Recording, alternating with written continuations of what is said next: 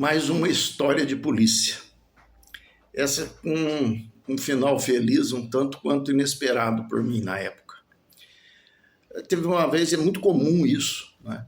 Que um senhor já com uma certa idade, ele tinha um filho, uns 30 anos mais ou menos, 30 e poucos anos, por aí, e ele me procurou numa delegacia que eu trabalhava, pedindo que eu chamasse o filho dele lá, intimasse na delegacia para aconselhar, porque o rapaz usava maconha direto e de uma forma assim que estava atrapalhando, tinha perdido emprego, parou de estudar e tudo, né? Às vezes a pessoa pensa que maconha é uma coisa simples, mas isso varia muito de pessoa para pessoa. Tem pessoas que o efeito da própria maconha, não apenas como trampolim para outras drogas, mas dela mesmo já é bastante sério. E era o caso, né? Ele, de início, a primeira vez que ele me procurou, eu falei, olha, isso não vai adiantar, porque eu não posso fazer nada aqui. O fato do sujeito ser usuário de droga, eu não tenho nada a fazer, e nem o senhor com certeza quer, o senhor quer que aconselhe. E um aconselhamento de polícia acaba que pode ser até contraproducente, porque gera uma espécie de resistência, né? Então, geralmente não vai funcionar, isso depende, talvez se tivesse que falar com outro tipo de pessoa, com alguém que pudesse, um psicólogo, alguma outra coisa, ou dentro da família mesmo. Aí ele foi embora. Aí ele voltou e insistiu comigo um outro dia, passando já uma coisa de meses.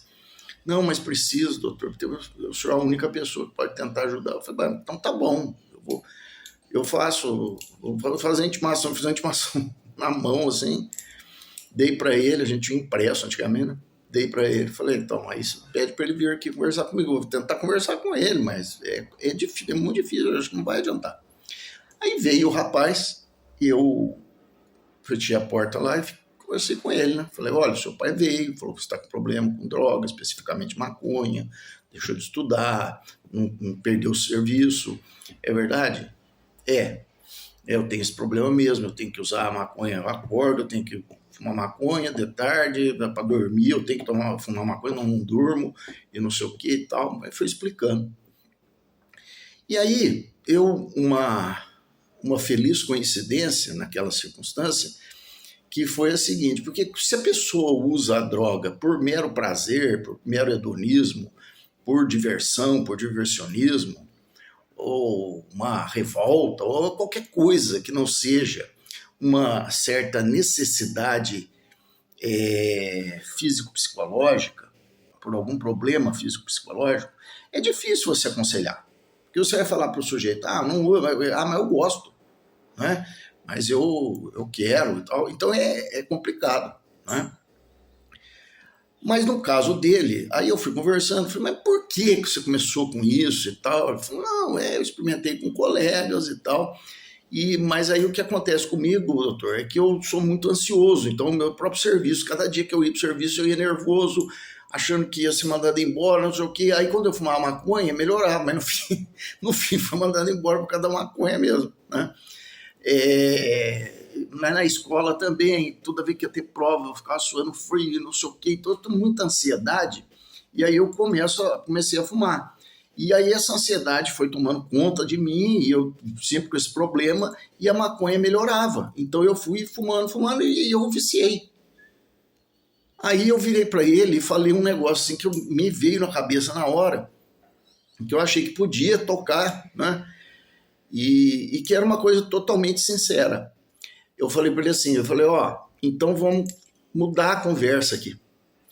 Vamos conversar então de um drogadito, de um viciado em droga para outro. Porque nós somos iguais, quase iguais, só tem pequenas diferenças. Aí ele olhou para mim com uma cara espantada. Eu falei para ele, pois é, não é que eu fume maconha ou use cocaína, não é isso não. Mas esse serviço de polícia, ele nem tanto por causa isso até deixando bem claro para as pessoas, o serviço de polícia ele não te deixa, pelo menos a mim, nunca me abalou a lida com marginais, essas coisas, não. O problema é a burocracia, a falta de recursos, a falta de reconhecimento, a cobrança do impossível naquelas circunstâncias pela administração e até pela população, essas coisas te deixam realmente numa situação terrível. Se você tem consciência da importância do seu trabalho e você vê que, por exemplo, né, você vê que funcionário tem que levar, hoje não sei como é que está, mas tem que levar papel higiênico de casa para a delegacia, até para botar para o público, aí você, imagina, né, falta papel para fazer um auto de prisão em flagrante, às vezes tem que mandar de viatura numa outra delegacia pedir emprestado. Então, esse tipo de situação, né, é que te deixa realmente perturbado e adoece você. E me adoeceu. Eu cheguei a quase ter um infarto por estresse. E aí, então, tive que procurar um tratamento. E na época, e até hoje eu tomo, isso é uma sequelinha que ficou da polícia para mim, fora algumas outras, né? 2 medicamentos controlados. E eu não consigo parar de uma hora para outra, assim, já tentei tirar com orientação médica, não consegui, mesmo agora que eu me aposentei. Imagine quando estava no serviço. Então eu tinha que tomar um remédio.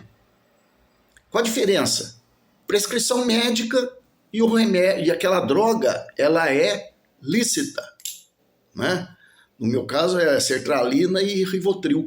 Eu tomava 2 drogas, eu falei para ele, olha, eu tomo 2 drogas toda noite para poder trabalhar, para poder viver, para não estar morto, para estar bem.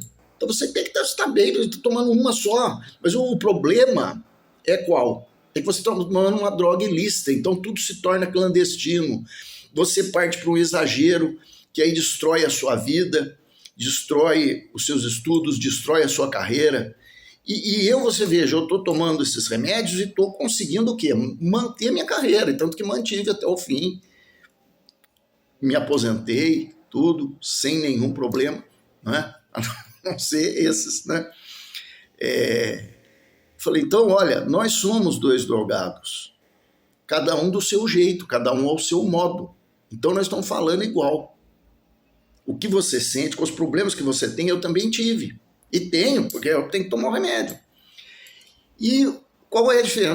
Vamos fazer o seguinte, eu vou chamar o seu pai aqui, nós vamos conversar os 3 juntos, e aí a gente vai agendar para você, no hospital da cidade, uma vez por semana vem um psiquiatra. Vão agendar para você o psiquiatra, você vai lá, vai conversar com ele, vai falar dos seus problemas, inclusive do problema da drogadicção com a maconha, e ele vai te medicar, e você vai passar a tomar remédios para essa ansiedade.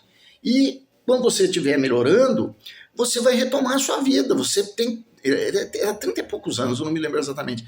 Você tem 30, vamos supor, 32 anos. Você tem condição de retomar o estudo seu, você tem condição de conseguir um trabalho de novo, às vezes o mesmo, né? Você estando bem, e seguir a sua vida.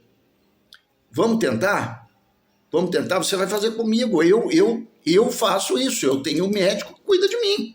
E aí eu tomo essas drogas controladas, mas que são lícitas. E que são indicadas pelo médico e controladas. Eu não vou tomar 10 comprimidos. Eu não vou tomar de manhã, de tarde, de noite. O médico mandou tomar só de noite. Então eu tomo só de noite. E assim vai. Você vai se recuperar. Aí ele topou. Eu chamei o pai dele, que estava lá fora. Conversei, expliquei tudo isso para ele. E aí a gente marcou. Eu mesmo liguei para o secretário de saúde, marcando, porque sabe que às vezes fica meio burocrático essas coisas que são governamentais, né? Vai lá tentar marcar, não consegue agendar, mas aí eu intervim, né? E marquei a consulta para o rapaz. Ele foi, o pai dele voltou lá, agradeceu para mim, falou que ele foi na consulta e aí ia semanalmente, ia começar a tentar se tratar e tal, o médico tinha receitado alguns remédios para ele e tudo, e depois passou um tempo, eu não vi mais o rapaz, nem o pai, mas passado mais ou menos uns 6 a 8 meses, um dia eu chego na delegacia e está lá sentado o pai e ele. E aí ele pediu para falar comigo, entra na sala e me agradeceram porque o rapaz estava totalmente longe de droga ilícita, se tratando, tinha voltado a estudar e estava trabalhando. E falou, olha, na minha visão, eu não vou nunca mais mexer com droga ilícita, nada, porque eu estou fazendo tratamento e o que eu tinha de problema, que eu tentava resolver com a maconha, eu estou resolvido. Isso daí foi um negócio que me emocionou muito na época, e me emociona até hoje, porque foi uma boa coisa, né? E uma visão das nossas fraquezas e das nossas semelhanças, né?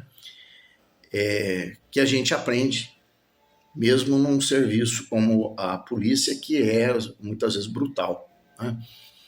Muitas vezes ligado à violência, ao enfrentamento e essas coisas todas, né? Então essa é a minha história de polícia, com um final feliz, né?